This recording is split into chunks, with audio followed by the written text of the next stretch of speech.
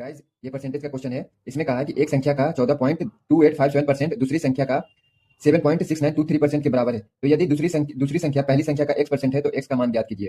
तो आइए इस प्रश्न को हल करते हैं। जिसको परसेंटेज चैप्टर बेसिक से ठीक है, बेसिक उसका ठीक है, तो वो इस क्वेश्चन को आसानी से कर देगा।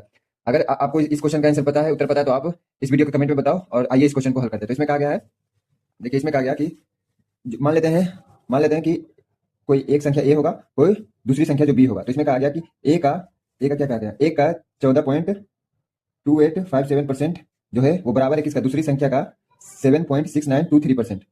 तो ये आपस में बराबर है। तो ये इसको आइए मीन्स और क्या करते हैं, सिंप्लीफाइड करते हैं। तो हम जानते हैं 14.2857% को 1/7 कहते हैं। तो इसको हम इतने के बदले ये लिख सकते हैं 1/7, और 7.6923% को 1/13 लिख सकते हैं। तो बी का 1/13 पार्ट, और इसको बी को इधर ले आएंगे और 7 को उधर भेज देंगे। तो 7/13 ये तो आ गया।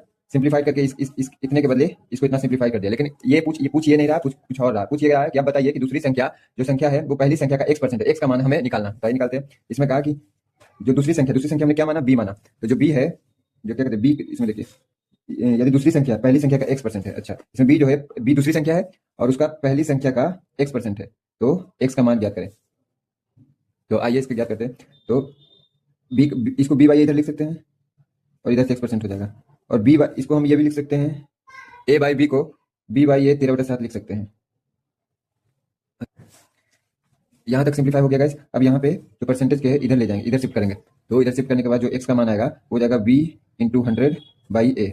अब b बाई ए को हम ये लिख सकते हैं 13/7। तो यहाँ पे हो जाएगा 13/7 इंटू 100, यहाँ पे हो जाएगा 1300/7। यही x का मान पूछ रहा था गाइस।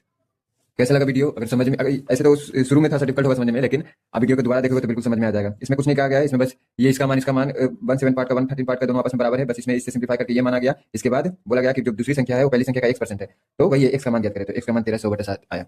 आई होप ये वीडियो आपको हेल्पफुल लगा होगा। अगर वीडियो पसंद आया तो लाइक कर दो गाइस, कमेंट कर दो और वीडियो